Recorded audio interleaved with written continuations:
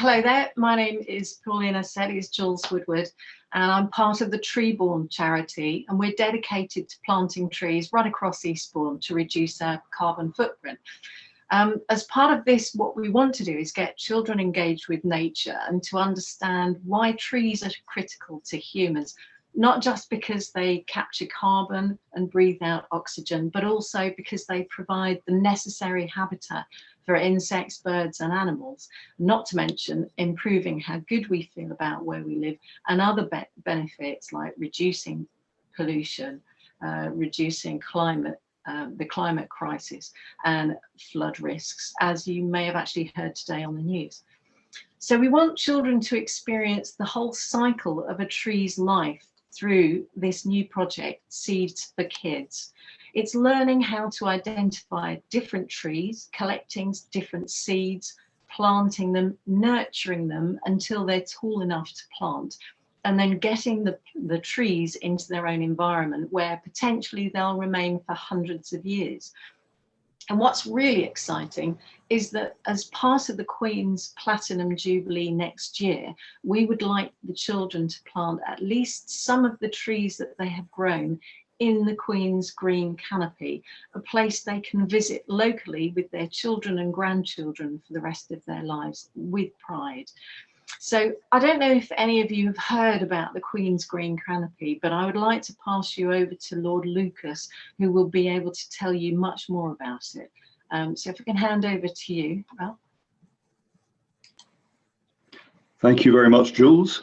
The Queen has decided that she would like to leave a legacy of her 70th Jubilee by asking us all to plant trees and to do it in a way which works for us. There's nothing specified. It's a tree of our choice in a place of our choice, but something to commemorate her. As a town, I was talking to David Tutt this morning, and we have agreed that we are going to plant a 6-kilometre long avenue along the face of the escarpment with as many different ecologies as we can fit in there. So a lot of wildlife, forest gardens, other things for people to interact with. And I've already been talking to the Eastbourne Schools Partnership. There will be a lot of encouragement for schools to take charge of a piece of the avenue, particularly the environment that we're creating around the path, and to look after it for the next 10 years, to enjoy it, to learn about it, to be the ones who create it. But specifically at the beginning of this process, to plant some seeds this autumn so we can plant the young trees out next winter. I think this is going to be the East Sussex Queen's Jubilee project. Beyond that, we're going to be organising a whole series of school walking routes so that you have a connection with your local environment. We will be helping you find places to plant trees and shrubs along there. The timing for this is that we intend these things to be ready to understand in about September. It'll take time to plan these things.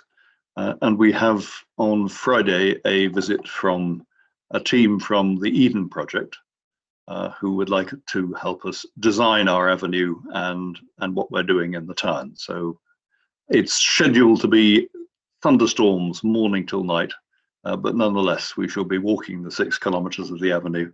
And I hope after that, we will have a report we can share with everybody to say, this is what we think we'd like to do.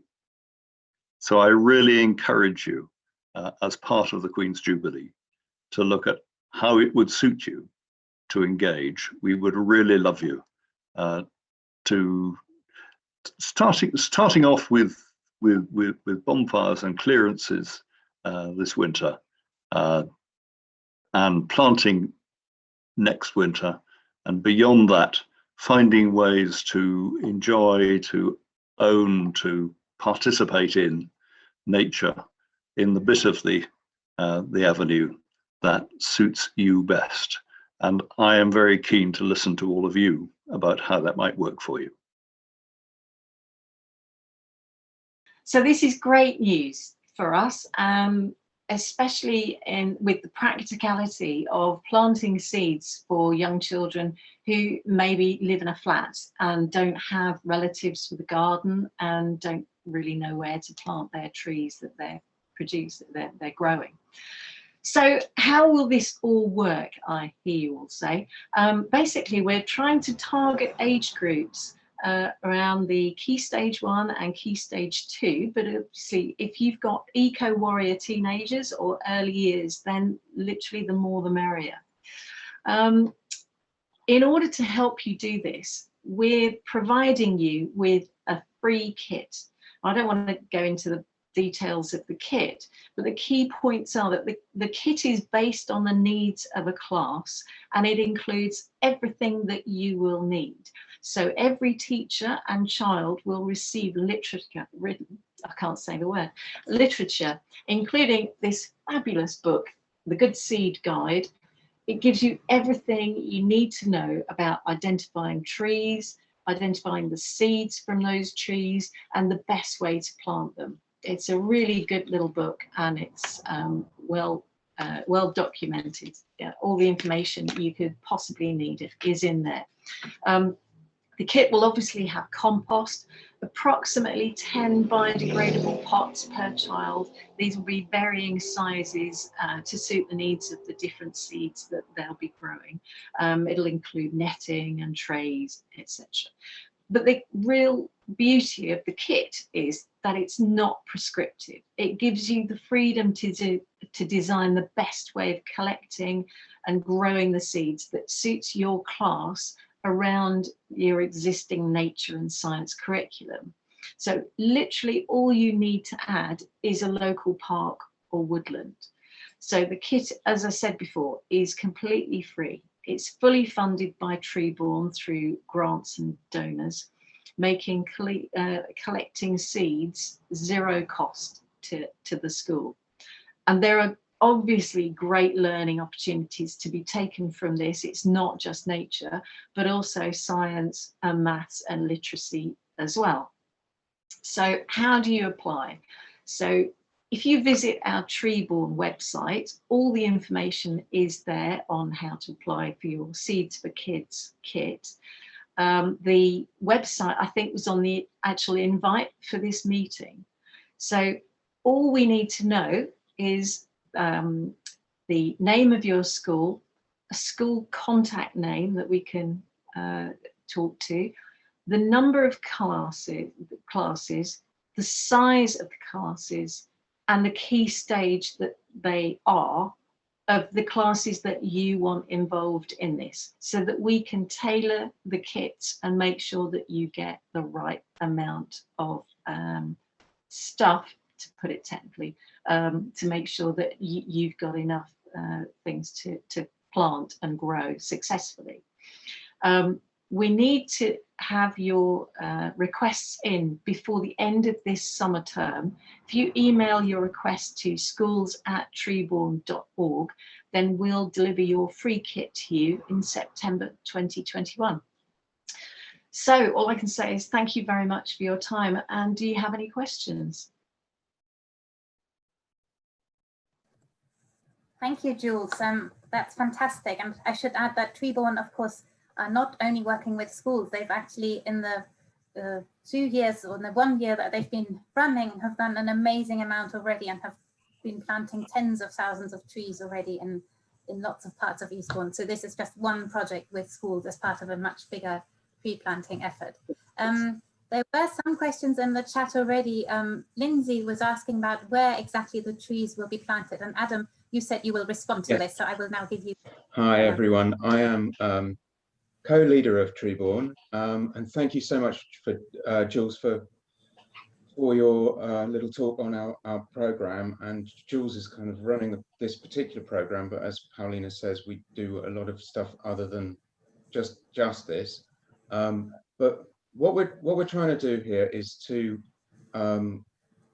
get kids to learn how to nurture trees from seed to seedling to sapling to planted in the ground tree that grows, and to actually start to engage with that whole life cycle, and to be able to feel that they have taken a stake in something in their natural environment that's going to live on into the future.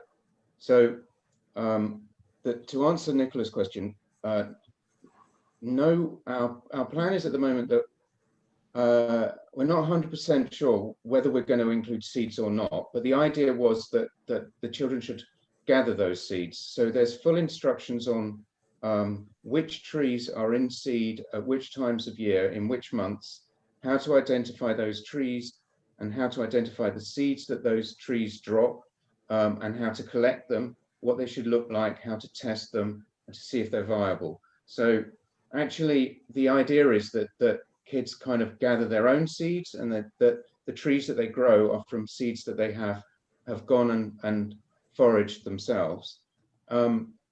It is possible that we may get a donation of seeds. We did talk about potentially getting a donation of seeds from the Lord Lieutenant's office, which we're still exploring. But for now, I think the principle is the kids gather the seeds, that they stratify them or plant them and germinate them and grow their own trees that then go out into the environment, and that can be into any number of places.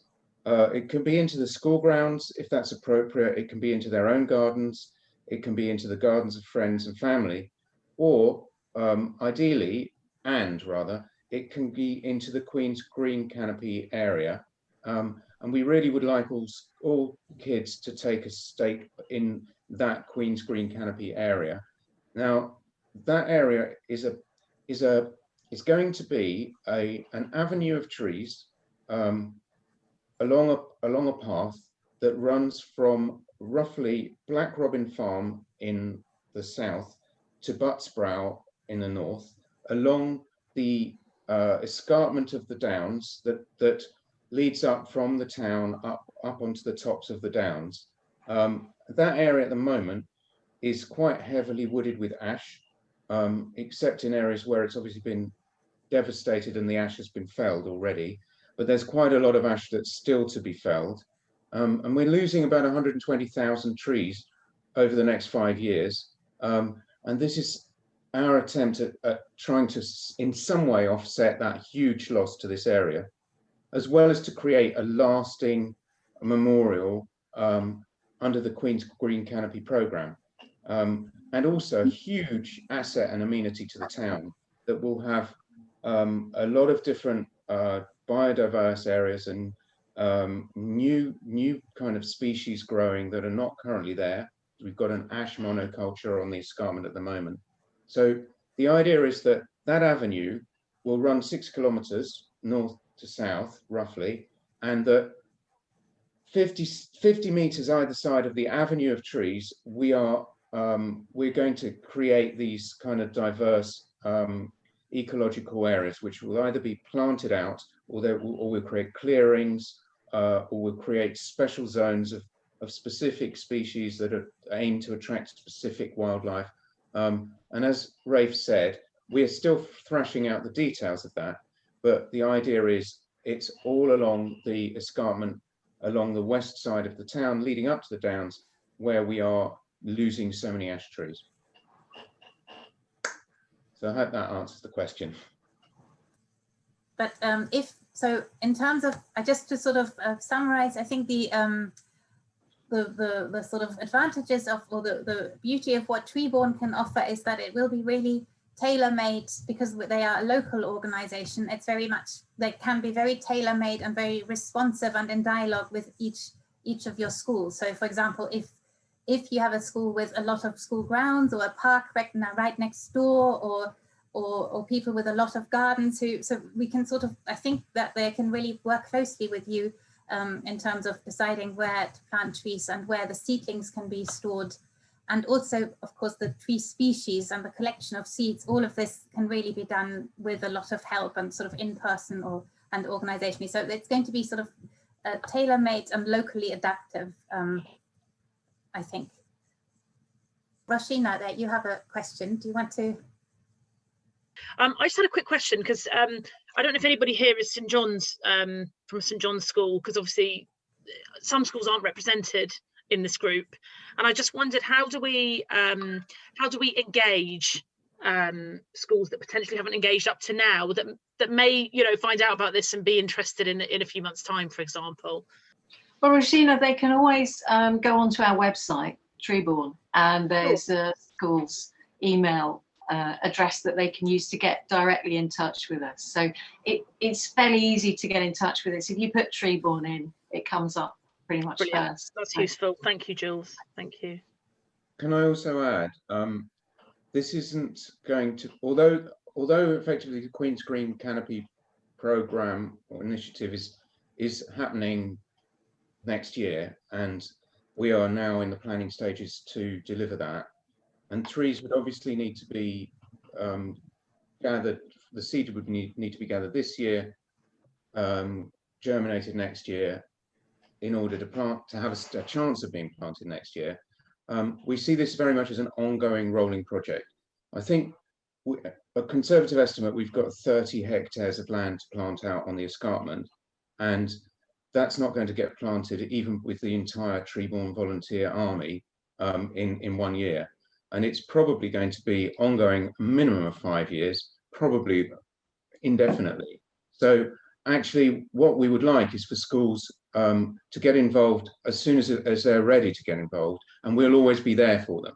So there's the seed gathering activity can happen through quite a lot of the year, and then those seeds can be ready to plant that year or the next year or whenever. But people can come on board. If they're not ready to come on board this September, they can come on board anytime in the future, and we will just bring them into the process to get the trees nurtured and to go out whenever they're ready. So, yeah, so they might miss the start, but they won't miss the boat completely. Yes, thank you very much. No, it's obviously an ongoing project, and as hopefully schools will be able to have a little bit more space to breathe and engage over time once, well, who knows whether COVID will settle a little bit or not. But thank you.